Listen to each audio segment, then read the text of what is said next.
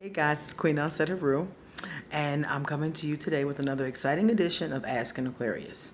Now, today we're going to talk more about abuse. I told you I had several more videos about abuse yesterday.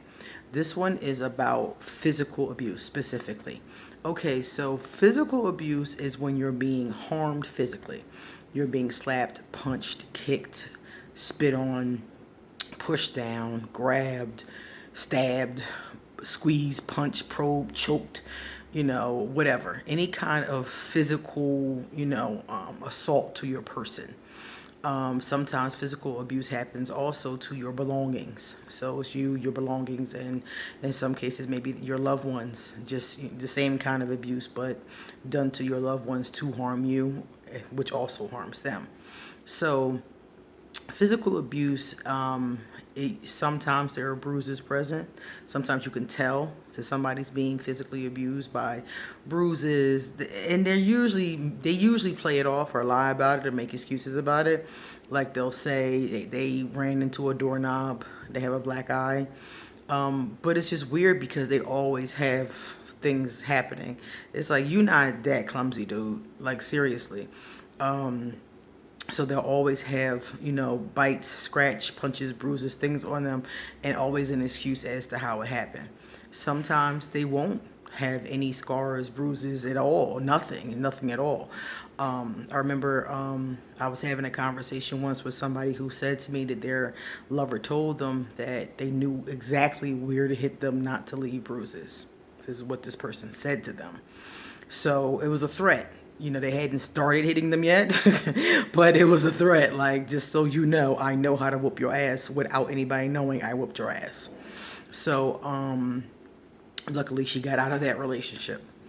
So, so sometimes there's nothing present. Sometimes they don't hit you. Sometimes they just poke you with things or pinch you or grab you or squeeze you by the neck or things like that, which these things are also under physical abuse. Sometimes they just push you, push you out the way or push you down or things along those lines. Physical abuse is extremely difficult because usually it comes with a lot of intimidation and control.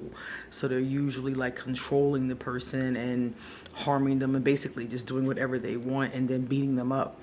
Most physical abusers, the first time they hit you should be the last time. Because what I've come to find with them is that the first time is just that, the first time.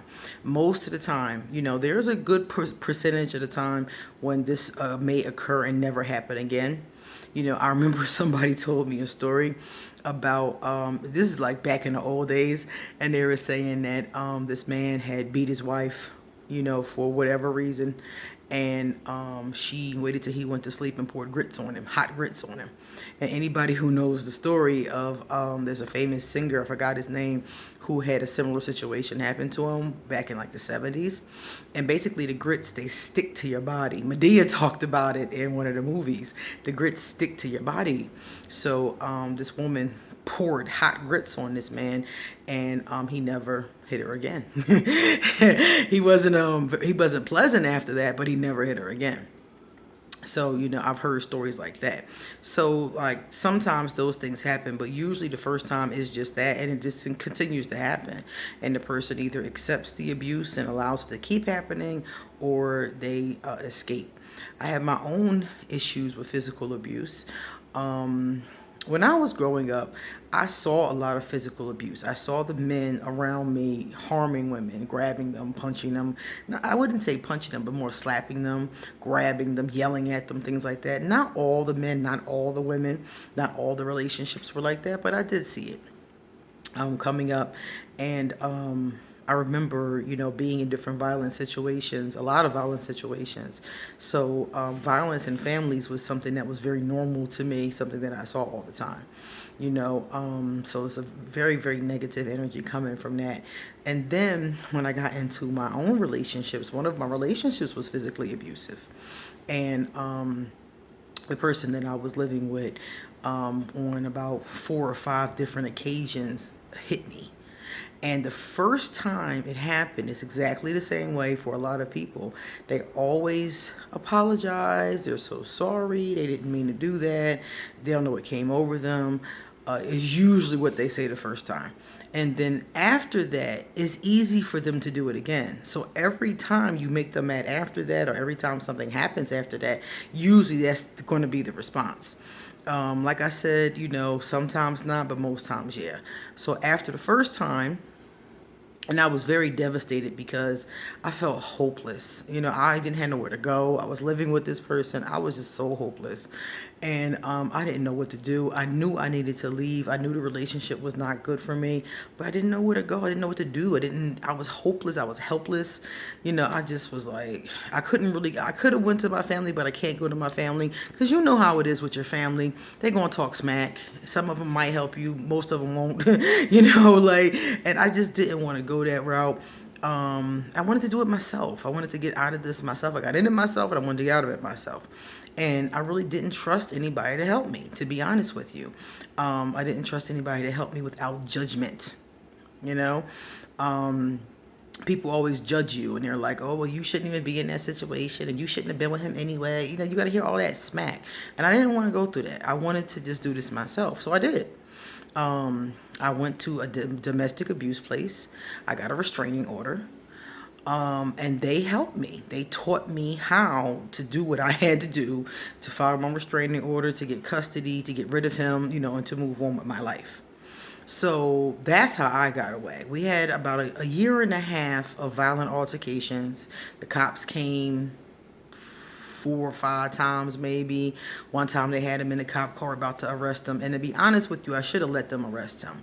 I was listening to a friend who she was like, well, don't do that. Don't send him to jail. And she made me feel bad, like, oh, don't do that. Looking back on it, I should have done that. I should have had him arrested.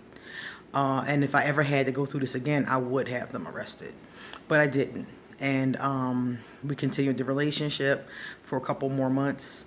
And we were young. We were all young. Me, my friends, him. We were all young. And we continued the relationship for a few more months. More turbulence, more fights, more cop calls. And, the cop was the last time the cop came, he was like, Erica, you just need to get out of here. He told me, because the same cop had come more than once. And the first time he came, he was kind of standoffish with me. He didn't know whose fault it really was. He was kind of funny. By that last time he came, he was like, dude is a lunatic and you need to get out of here. By the last time he came, he had gained a lot of compassion. And he was like, you need to get out of here. Dude is a lunatic. I done talked to him. He's not listening. And he let me know. And the next day, I went to the domestic violence place, and I got a restraining order. And like I said, the rest is history. They came and put him out of the house. The cops came and put him out of the house, and they gave me 3 months, because this was his home. They gave me 3 months to get out of the home. So I had 90 days to find someplace else to go. And at that time, they had all kinds of programs available. I was in a low-income situation. So they had programs available to help me get my first month, last month, and security deposit for my own place. So going through domestic abuse helped me get all of these services. And it helped me get away from him. They helped me get an apartment. And I lived on my own. And I never got in that situation again. After that, if a person, male or female, because I was dating men at this time, I was dating men and women at this time, and if a person showed me that they had any violent tendencies, yelling, screaming, pushing, any losing of their temper especially in the very beginning, I just met you and you snapping out, I leave immediately. To this day, if I see somebody whose temper is really bad, I get out the situation immediately. I don't give you a chance. I don't give anybody a chance to even go there with me, because in that situation, there was warning signs. It was warning signs, and I blew past all of them. The first time he pushed me, we weren't even living together, and that should have been for me enough, but it wasn't enough, because I was like, well, he just lost his temper. Everybody gets mad. And plus, violence, like I said before, to me was normal. So I didn't walk away, and I should have. As soon as you see signs of abuse, you should walk away. And if you get abused, the very first time that you get into that altercation should be the last time. The last time. That's when you need to go. Whatever hopeless, helpless situation you're in, you need to get some help right then and there and go. And I didn't have friends and family that I trusted to help me. So I went through government agencies and got help on the outside. And I got the help. You know, you go, you find the help. The help is out there. And I got away from him. And I've had my own place ever since, because I was like, never again. So that's physical abuse, and that's how it comes up in our lives. What did that physical abuse do to me? It made me angry. You know, with some people it makes them angry, and with some people it makes them a number of different things. It made me very angry, and till this day I don't like that person. To this day I don't like him. I deal with him. Like if I come across him, you know, I'm very polite, I'm very cordial. But if he was on fire, I can't promise you I'd put him out. I really can't. I can't make that promise. I don't feel a lot of anger and hatred like I used to. I used to want to get him. I really did want to get him. But now I don't feel that anger, that hatred going on. I just feel like disgust. Like, look at you. Like look at how you treat people. Like, really? Like, and sometimes I think about it and I tell myself, remember, abusers are abused. And this was a person, this is a person who definitely had a hard life, you know? So that puts me in a space like, it's not an excuse, but it makes me understand how we ended up here. So that's my story of abuse. At the time, it was devastating, guys. I cried all the time. It was devastating. And I kept trying to make it work. I took him to counseling. You know, I tried a number of things to fix it. But the bottom line is that once a person abuses you one time, they are comfortable with it. They're comfortable enough to do it. And they'll lie. They'll give you lip service. They may even try. But 9 times out of 10, the next time that something occurs, the next time that something goes on, they're going to get frustrated, and that's what they're going to do. Oh, and let me tell you the signs that are more likely to whoop your ass. Okay? Capricorn. Capricorn will whoop your ass. Taurus will whoop your ass. Scorpio will whoop your ass. And Aquarius will whoop your ass. Now, anybody can be, of any zodiac sign, can be violent. Anybody can be an abuser. But those 4 signs are the ones that are more likely. The Taurus and the Capricorn for different reasons, though. The Scorpio and the Aquarius have bad tempers, and we have bad impulse control. So that's why you may run into a situation like that with one of them. So a negative Scorpio and negative Aquarius who are immature and not capable of handling their emotions may fly off the handle. They may do anything. We're no holds barred. So we may fly off the handle. We may hit somebody. We may do all kinds of different things. So that's really important to know. The Capricorn is usually out of control. Capricorns want to control you, and then they get angry and frustrated when they cannot, and that's when they lay hands on you. Okay? And Taurus, a very similar energy as far as that's concerned. That earthy energy is very controlling. That earthy energy is kind of like demanding. That earthy energy is kind of stubborn. So those are the signs that are more likely because of those reasons. But it could be any sign, really. It could be any person. And this is what I'm talking specifically about. Those are the 4 signs that are more likely of physical abuse. Other signs do other kinds of abuse more habitually. So yeah, that's what goes on.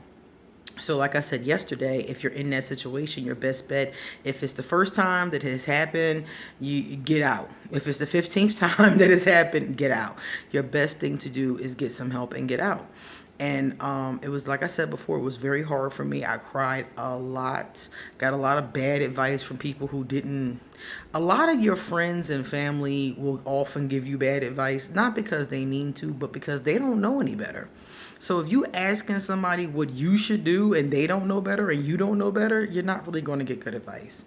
Ask someone who's an expert. Ask a domestic relations counselor, abuse counselor. Ask somebody who is a therapist. Ask somebody who knows what they're talking about.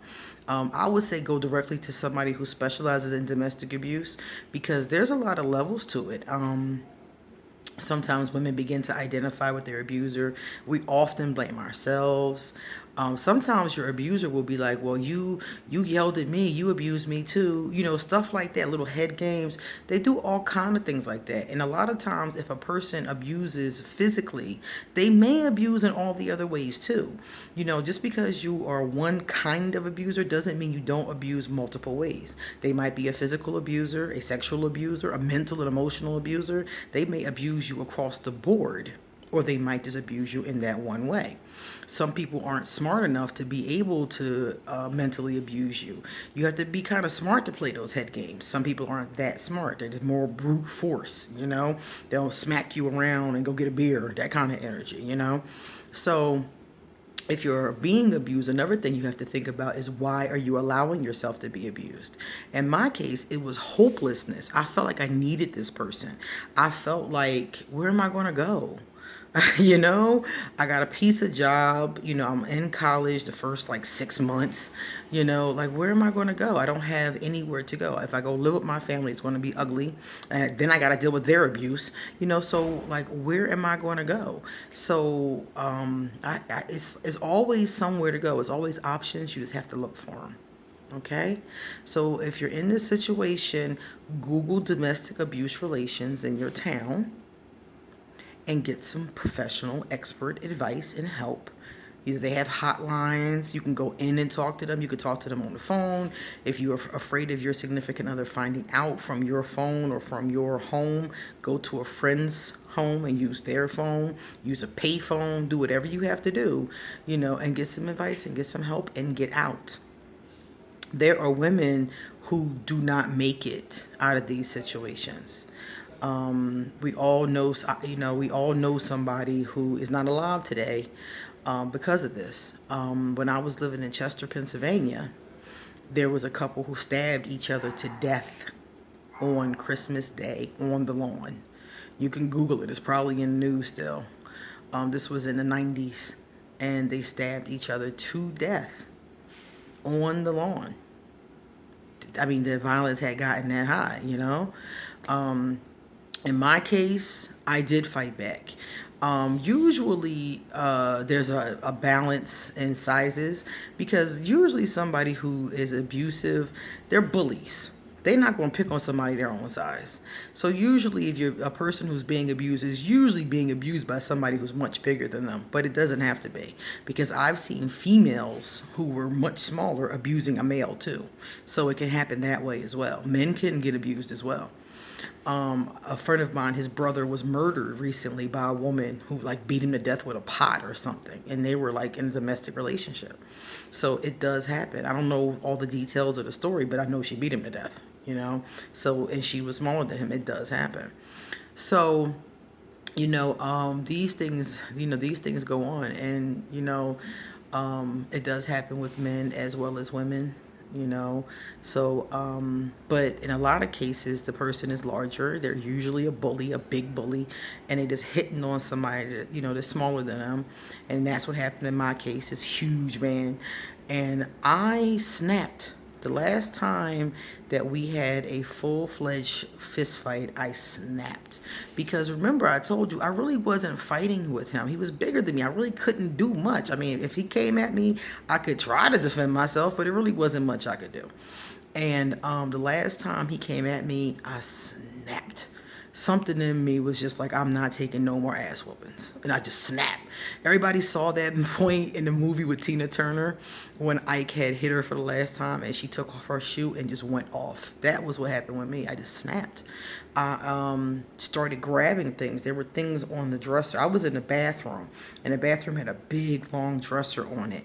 And I just started grabbing lotion and powder and bottle, and I just started throwing them at his head, and I was just like, home, home, home. I just went off, and like with both hands was just throwing things, and they were bursting against the wall, and he ran because he got hit with a couple of them, and he ran.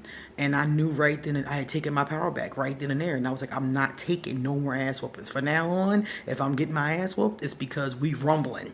Like we are rumbling up in here. And I just snapped. And after that, We didn't fight anymore. We had a couple more arguments. You know, he pushed me a few more times. We had a couple more of those scuffles. But after that, it was no more of that. I was done with that. And I wasn't doing that with anybody else. The women that I was with, you know, one of the things I always told them is, I do not hit my women. Don't hit my women. And when I was at the end of dealing with men, I was like, I don't deal with a man who raises his hand to me. And I don't raise my hand to another person. I think you keep your hands to yourself. When it comes to your relationships with other people, keep your hands to yourself. You know? And if you can't keep your hands to yourself, that's a person you shouldn't be with. All right, guys. Let me know what you think in the comments. Deuces.